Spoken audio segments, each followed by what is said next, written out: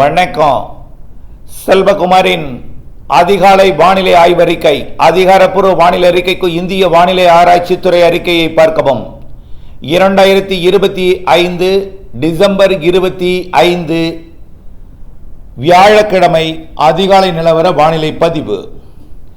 இனிய கிறிஸ்துமஸ் தினத்திலே உங்களெல்லாம் வணங்கி மகிழ்கிறேன். வானிலை அறிக்கைக்குள் போவோம்.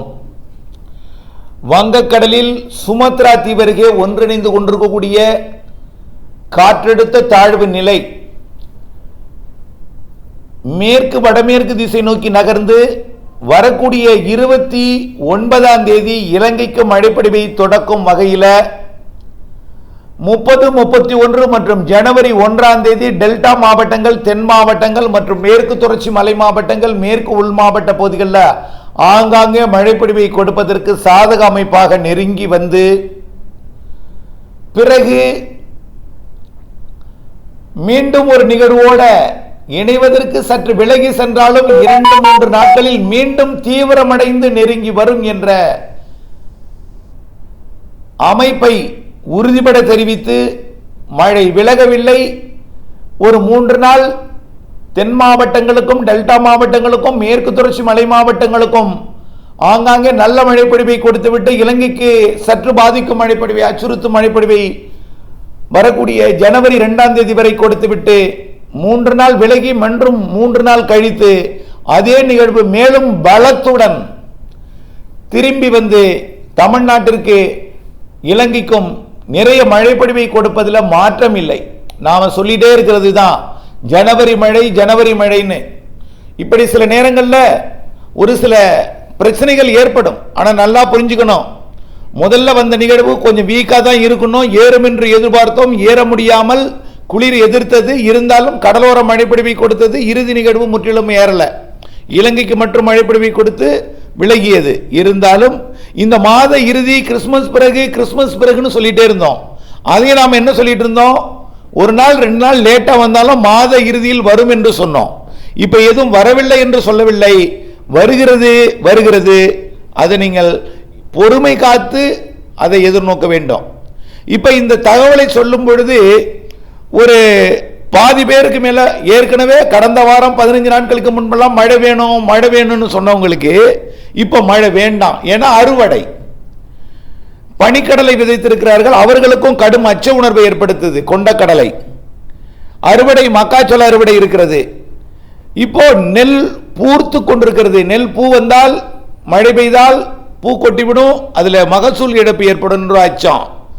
இது ஒரு புறம் இருக்க, வேதாரண்யம், மயிலாடுதுறை, அதாவது நாகப்பட்டினம், மயிலாடுதுறை மாவட்டத்தில் ஏற்கனவே வெள்ளம் வந்த வெள்ள தண்ணீரை விடப்பட்டது. ஏன்னா வடியவிட வேண்டிய சூழ்நிலை ஏற்பட்டது. ஏன்னா மூழ்கி இருந்தது.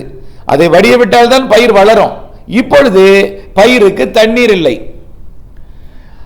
ஆற்று பாசனம் இருக்கக்கூடிய இடத்துல இறைச்சிருவாங்க, உள்ளே இல்லை. இப்ப அந்த நேரத்தில் மழை எதிர்நோக்கி இருக்கிறார்கள் ஒரு பாதி பேரு மழை வேண்டாம் என்று சொல்லிக் கொண்டிருக்கிறார்கள். ஆனால் அவர்களே 15 தினங்களுக்கு முன்பு வேணும், குளம் நிரம்பவில்லை என்று கேட்டார்கள். நல்லா புரிஞ்சுக்கணும். நம்ம அப்பையிலிருந்து சொல்றது ஒன்றுதான், பருவமழை கிறிஸ்துமஸுக்கு பிறகு மாத இறுதி நாட்கள் எந்த மாற்றமும் சொல்லல. டிசம்பர் மாதம் 31ஆம் தேதி வரை வரக்கூடிய மழை அது வடகிழக்கு பருவமழை என்ற புள்ளி விவரத்தில் வரும். ஜனவரி 1 வடகிழக்கு பருவமழை தான் தொடரப்போகிறது. பிப்ரவரி மாதம் 15ஆம் தேதி வரை வடகிழக்கு பருவமழை தொடரும். தமிழ்நாட்டை பொறுத்த வரைக்கும் ஜனவரி இறுதி வரை வடகிழக்கு பருவமழை தொடரும். அது புள்ளி விவரத்தில் குளிர்கால மழையாக வரும். ஆனால் பெய்வது வடகிழக்கு பருவமழை. பருவமழை பெய்ய வேண்டிய நேரத்தில் குளிர் வந்திருக்கிறது. குளிர் வீச போகிற நேரத்தில் குளிருடன் இணைந்த மழை பொழிவை கொடுக்க போகிறது. அதை முதல்ல புரிஞ்சுக்குங்க, நம்பிக்கையுடன் இருங்க. சார், ஏற்கனவே நம்பிக்கை சொல்லி இப்ப பொங்கல் வரைக்கும் மழையை கொண்டு போயிட்டீங்களே சார், ஒருத்தர் கேட்கிறார். பொங்கல் வரை கொண்டு போகவில்லை, முதல் வாரம் என்றுதான் சொல்லிக் கொண்டிருக்கிறோம். பொங்கலுக்கு ஒரு நிகழ்வு இருக்கு, பொங்கலுக்கு பிறகும் ஒரு நிகழ்வு இருக்குன்னு சொல்றோம். குளிர்காலம் மழைக்காலமாகும். ஆனால் மழைக்காலம்னா மழையாவே பெய்து இருக்காது. புரிதல் வேண்டும், ரொம்ப புரிதல் வேண்டும். நேற்றைக்கு கோபிச்செட்டிப்பாளையத்திலிருந்து ஒரு தகவல் வந்திருக்கு. என்னன்னா, வானிலை அறிக்கையில் நீங்கள் நிறைய பிழை செய்கிறீர்கள்னு. பிழை ஏதும் செய்யவில்லை. கோபிச்செட்டிப்பாளையம் மக்களுக்காக ஒரு அன்பான வேண்டுகோளை நான் நினைவுபடுத்த விரும்புகிறேன். பவானி சாகர் பல வருடங்களுக்கு முன்பு நிரம்பாமல் இருந்தது. அந்த பல வருடங்களுக்கு முன்பு பவானி சாகர் நிரம்பும்னு சொல்லி நாம ரூட்டையும் போட்டிருந்தோம். காளிங்கராயன் இவ்வளவு தண்ணி வரும், பவானி சாகர் இந்த தேதியில் நிரம்பும், உங்களுக்கு மஞ்சள் சாகுபடி இப்படி இருக்கும், உபரி நீர் காவிரிக்கு கூட போகும்னு நம்ம அறிக்கை கொடுத்திருந்தோம் பல வருஷங்களுக்கு முன்பெல்லாம். அன்றைக்கு கொடுத்த அறிக்கை தான் இன்றைக்கு வரைக்கும் பவானி சாகர் நிரம்பியே தான் இருக்கு. கோபிச்செட்டிப்பாளையம் தூக்கநாயக்கம்பாளையம்லாம் பவானி பாசன வாய்க்கால் ஆறு எப்பொழுதும் பெருக்கெடுக்கும். அங்கிருந்து மழை சரியாக நீங்கள் அறிக்கை கொடுத்ததில் மழை பெய்யவில்லை என்று நல்லா புரிஞ்சுக்கணும். கடந்த முறை ஈரோடு வடக்கு பெய்யாது என்று தான் சொல்லியிருந்தோம். கர்நாடக எல்லையோரம் குறைவாக பெய்யும் ஒதுக்கும் என்று தான் சொல்லியிருந்தோம். அடுத்த நிகழ்வு தான் உங்களுக்குன்னு சொல்லியிருந்தோம். அந்த அடுத்த நிகழ்வு கிறிஸ்துமஸுக்கு பிறகு மாத இறுதி நிகழ்வுன்னு சொன்னோம். இன்றைக்கு தான் கிறிஸ்துமஸே வந்திருக்கு. மாத இறுதினா ஒரு நாள் 2 நாள் லேட் ஆனாலும் மாத இறுதியில் மழை பெறும்னு சொன்னோம். ஆனால் அந்த மழைப்பொழிவும் கோபிச்செட்டிப்பாளையத்துக்கு எட்டாது. ஆனால் தென் மாவட்டங்களுக்கும் டெல்டா மாவட்டங்களுக்கும் மேற்கு தொடர்ச்சி மலை மாவட்டங்களுக்கும், காரணம் கர்நாடக எல்லையோர பகுதிகளுக்கு ஒரு நிகழ்வு எட்டணும்னா ஒரு வலுவாக வரும். அதற்காக மழை இல்லை என்று நாம் சொல்லவில்லை. இந்த மாத இறுதியில் வரக்கூடிய நிகழ்வு மீண்டும் சற்று விலகி கொஞ்சம் தீவிர பலத்தோட வருகிறது. வாய்ப்பு 1 அப்படின்னு ஒன்று போட்டிருக்கோம், வாய்ப்பு 2ன்னு போட்டிருக்கோம், வாய்ப்பு 3ன்னு போட்டிருக்கோம், வாய்ப்பு 4ன்னு போட்டிருக்கோம். சார், இது நாம இப்ப உள்ள மாதிரிகள் காட்டப்படுவது எதுக்கு வாய்ப்பு 1, 2, 3, 4ன்னு.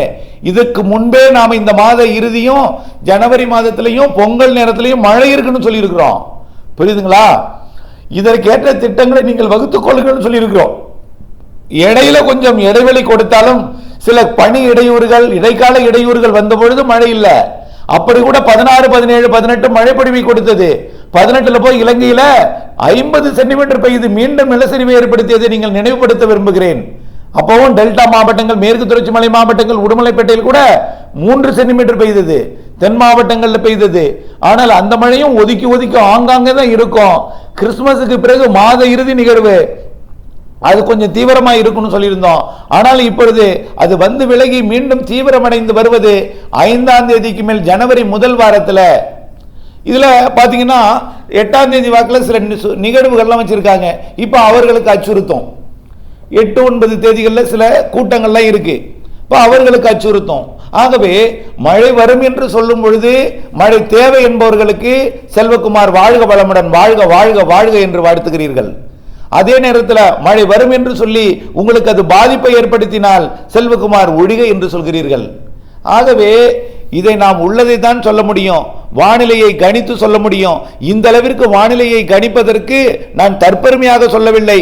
சொல்லி யாராவது இதற்கு முன்கூட்டியே நீண்ட கால வானிலை அறிக்கையெல்லாம் இந்த அளவிற்கு தெளிவாக சொல்லி இருக்கிறார்களா என்பதை சற்று சிந்தித்து பார்க்க வேண்டும். சிறு சிறு பிழைகள் இருக்கும். வானிலை நம் கட்டுப்பாட்டில் இல்ல, உலகம் சுற்றும் இந்த காற்று. உலகத்தில் இருக்கக்கூடிய ஒரு நிகழ்வு தீவிரமடைந்தால் எங்கேயோ காற்றை கொண்டு போய்விடும். ஆக தென்னரைக்கோள நிகழ்வு தீவிரமடைந்தால் குளிரை அதிகமாக இருக்கும். ஆகவே குளிரை இடைமறிக்கும் நிகழ்வு வந்தால் குளிர் குறையும். தென்னரைக்கோளத்தில் நிகழ்வு இல்லாவிட்டால் குளிர் குறையும். ஆகவே நிலநடுக்கோட்டுக்கு வடக்கே நீராவி காற்றை கொண்டு வரும் செட்டிங் வந்தா தான் தீவிரமடையும். அந்த செட்டிங் ஜனவரி முதல் வாரத்தில் ஏற்படுது.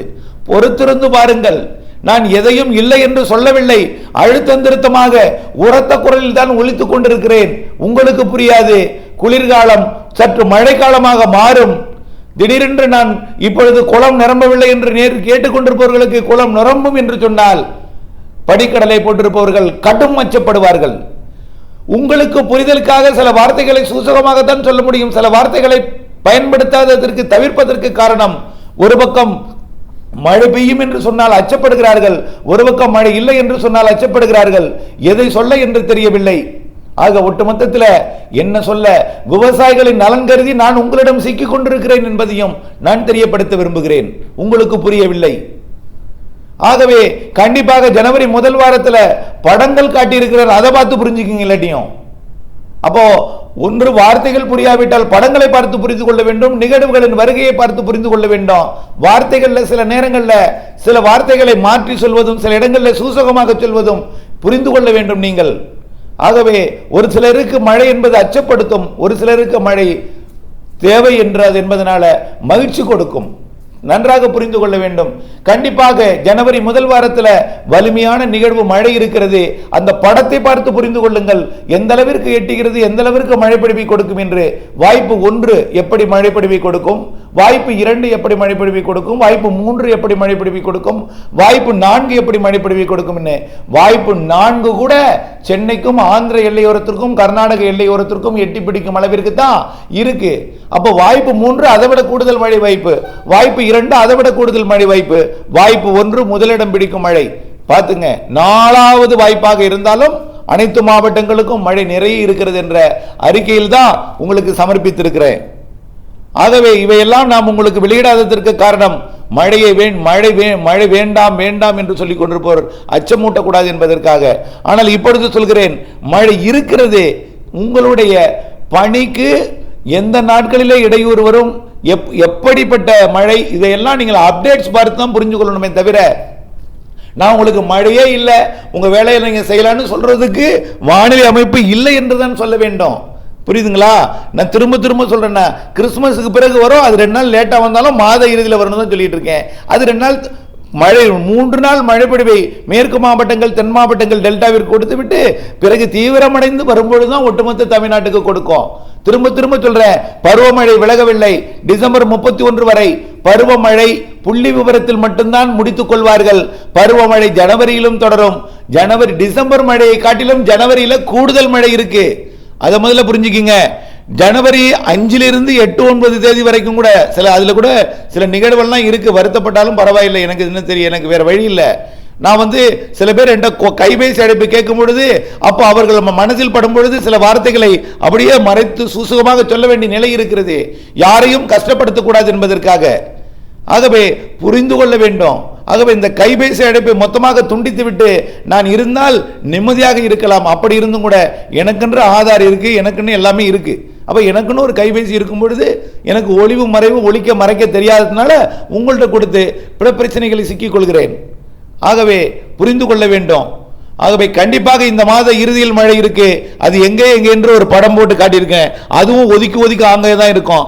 அடுத்த மாதம் 5ஆம் தேதி ஜனவரி 5, இந்த மாதம் இறுதினா 29 தொடக்கம், 26 மேகமூட்டம்லாம் இருக்குன்னு சொல்லியிருக்கிறோம். நாளைக்கு இன்னைக்கே வடகடலோரத்தில் மேகமூட்டங்கள்லாம் வரும்னு சொல்லியிருக்கிறோம். 27 28 கூடுதல் மேகமூட்டம்னு சொல்லியிருக்கோம். 29 நினைக்கலாம்னு சொல்லியிருக்கிறோம். 30 31 ஜனவரி 1 நல்ல மழை இருக்கு. புத்தாண்டு பிறக்கும் பொழுதே மழை இருக்கு. சில மாவட்டங்களில் தென் மாவட்டங்கள்லையும் மேற்கு மாவட்டங்கள்லையும் உள் மாவட்டங்கள்லையும், அதாவது தென் உள் மாவட்டங்கள் மத்திய உள் மாவட்டங்கள்லையும். பிறகு 3 நாள் இடைவெளி விட்டு 5ஆம் தேதிக்கு மேல வருது. அது 9ஆம் தேதி வரை மழை இருக்கிறது. அதோட சேர்ந்து அடுத்த நிகழ்வு வந்து விடும்போது தான் தெரிகிறது பின்னாடியே. அல்லது 2 நாள் இடைவெளி கொடுத்தாலும் அப்படியே அடுத்த 3 நாள், அடுத்த 2 நாள் விட்டு அடுத்த 3 நாள், அடுத்த 2 நாள் விட்டு அடுத்த 3 நாள் என்று ஜனவரியில் மழை இருக்கிறது என்பதை தெரியப்படுத்த விரும்புகிறேன். ஆக டிசம்பரில் வந்த குளிர் ஜனவரியில் இருக்காது. ஜனவரியில் ஒரு மழைக்காலமாக இருக்கும். மழைக்காலம்னா குளிர் இருக்காதுன்னு கேட்கக்கூடாது. குளிரும் இருக்கும், மழையும் இருக்கும். மழை பெய்ய குளிரும் தேவை. நீராவி காற்றை குளிர்விக்க குளிரும் வேண்டும் என்பதை புரிந்து கொள்ள வேண்டும். நிகழ்வு கடலில் இருக்கும் பொழுது, சுழன்று இருக்கும் பொழுது நிலநடுக்கோட்டு காற்றை ஈட்டினால் வெப்பமாக புழுக்கமாக இருக்கும். கிழக்கு காற்று ஏறும் பொழுது அரைகுறை கொஞ்சம் புழுக்கம் கொஞ்சம் குளிர் இருக்கும். வடதுருவ குளிர்காற்று மற்றும் வட இந்திய குளிர்காற்று வரும் பொழுது கடும் குளிர் இருக்கும். நிகழ்வு நெருங்கும் பொழுது நிலநடுக்கோட்டை இந்திய பெருங்கடல் காற்று நுழையும். அப்போது மழையாக மாறும். நெருங்க மேகமூட்டங்கள் உருவாகும். தொலைவில் இருந்து நிகழ்வு வந்து கொண்டிருக்கும் பொழுது குளிரை ஈர்த்து கொண்டிருக்கும். ஆக குளிர் இருக்கும், பிறகு குளிர் குறைய தொடங்கும், பிறகு குளிர் விலகும், பிறகு மழை வரும், பிறகு விலகி செல்லும் பொழுது மீண்டும் மழை தீவிரம் குறையும், பிறகு குளிர் வரும், பிறகு குளிர் குறையும், பிறகு மழை வரும். இப்படிப்பட்ட வானிலை ஜனவரி என்பதை நீங்கள் புரிந்து கொள்ள வேண்டும். ஆக குளிரும் மிதமான குளிரும், பிறகு மழையும் கனமழையும், பிறகு குளிரும், பிறகு மிதமான குளிரும், பிறகு மழையும், பிறகு கனமழையும் என்று மாறி மாறி இருக்கக்கூடிய வானிலை ஜனவரி என்பதை நீங்கள் புரிந்து கொள்ள வேண்டும். அப்டேட்ஸோடு இணைந்திருங்கள். புரிதல் வேண்டும், பொறுமை வேண்டும். அன்போடு வேண்டுகிறேன். விவசாயிகள் நலன் கருதி வார்த்தைகளை சொல்லும் பொழுது நீங்கள் புரிதல் ஒன்றும் அதை ஏற்றுக்கொண்டு பொறுமை காக்க அன்போடு கேட்டுக்கொள்கிறேன். நன்றி.